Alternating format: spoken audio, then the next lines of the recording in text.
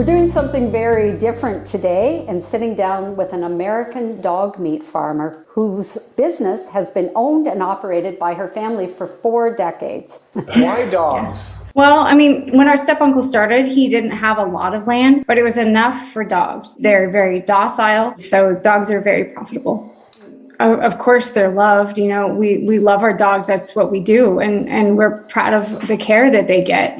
We wouldn't be doing this if we didn't love them. You know, we wouldn't be getting up 7 days a week and out there rain or shine, feeding and cleaning and breeding and making sure they're healthy. Elwood also offers dog milk. Can you tell us about the dog dairy industry and how it's similar to more traditional dairy industries?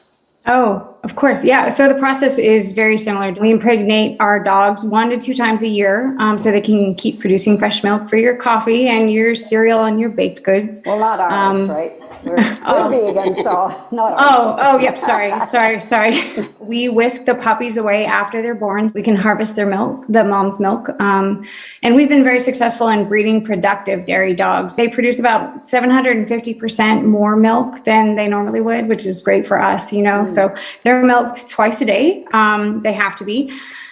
And most of them just walk themselves right to the parlor when it's time. So it's part of a natural cycle. In general, how would you describe the taste of dog milk? It has a very slightly sweet, slightly salty, creamy taste. You know, it's very smooth. It also is very healthy and refreshing. Wow. Okay. Well, I hated milk growing up, and just seeing some. I can't even look at someone drinking milk. Sorry. I didn't know I was on camera. Sorry. No, your farm also breeds pomeranians for their eggs. What's the story there, and how is this similar to the chicken? I'm trying to wrap my head around that. These are mammals. The egg-laying Pomeranian is a special crossbreed that our step-uncle came up with. We didn't believe him, and he did it. I don't know how he did it. So as opposed to 10 to 15 eggs a year, they lay about 300 a year. It's really good for us and good for the farmers market. But like chickens, their production does drop off after about 20 months. And so they then go to slaughter. Yeah, we do keep a few males for breeding, but you know, like roosters, male Pomeranians are super loud and useless for egg laying, right? So we follow the lead of the chicken egg industry, and we kill male poms at birth. We used to suffocate them, but just this year we got an industrial grinder, which has really sped things up. Wow. Yeah.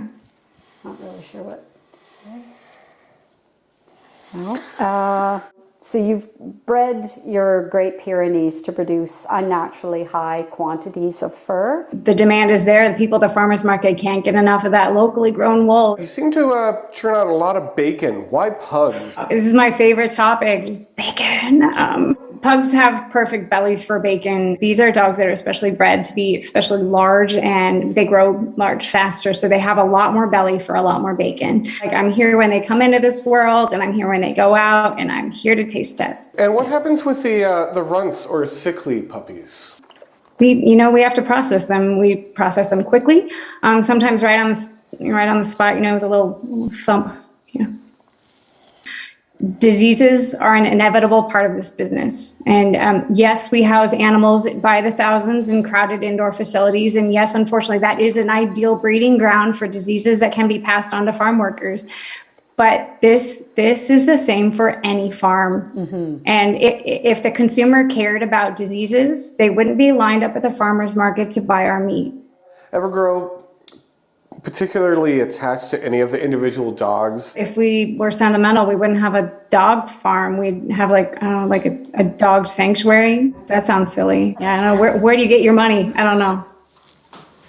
Well, yeah. I don't understand where's the line between not putting a dog on your plate. It just doesn't make sense to me. We don't breed German Shepherds, of course, because they are friends. They're not food. It's ridiculous to think otherwise. I have seen the horrific footage. You've been a very vocal critic of these activities, saying you and your family feel threatened, and you're calling for what I would call an ag-gag law to be passed in your area. Who's telling the truth here? We are. It's a circle of life, and we've just plugged right into it. People oftentimes talk about things like personal choice. How do you find a balance with that and the individual animal's right not ever to give consent to being killed or exploited? Like I said, we breed them for this. So, I mean, I guess I don't understand what you're trying to get at. I don't mean to be awkward. We can leave it at that. Yeah. That's fine. That's fine. Yeah, sorry.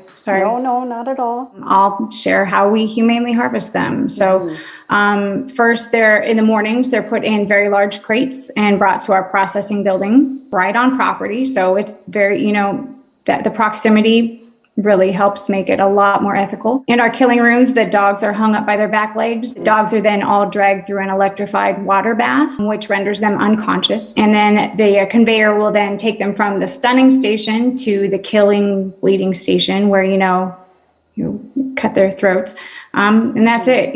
The stunning makes it for a quick and painless death. Except for the initial electrocution, it's painless. I don't understand how being electrocuted to unconsciousness could be anything other than, maybe a little scary, but I mean, it's not painful. I've touched an electric fence, so I mean, I've basically been there. I know what it's like. It's fine. It's fine. How do you remove the hair or skin? Do you blowtorch? We have a team of low-paid workers who skin them. Team of which? Modestly paid workers. Okay. Yeah. I getcha. The last Saturday of every month, you can BYOD or you can pick out one of ours. And we work with the local Culinary Institute, and you can learn how to harvest your own dog. BYOD, that's bring your own dog, yeah. Mm-hmm.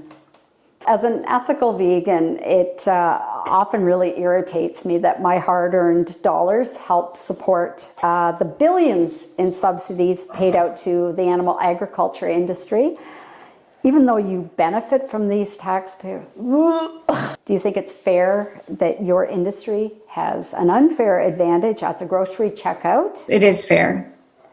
Sorry, it's fair. It's fair. Okay. How about some documentaries you would absolutely discourage people from watching? They're all BS, Dominion, Dogspiracy, Earthlings, Babe, Charlotte's Web, My Teacher the Octopus, Old Yeller, Do you ever see a time when animal agriculture is going to be looked upon and frowned upon the same way that the tobacco industry is now? I'm starting to get the feeling that you might be an anti-dog activist, and I don't really like it. Really? And yeah, and I think I'm done. I think we're done here. Okay, well, all right, we'll just take a quick break. I'm sorry.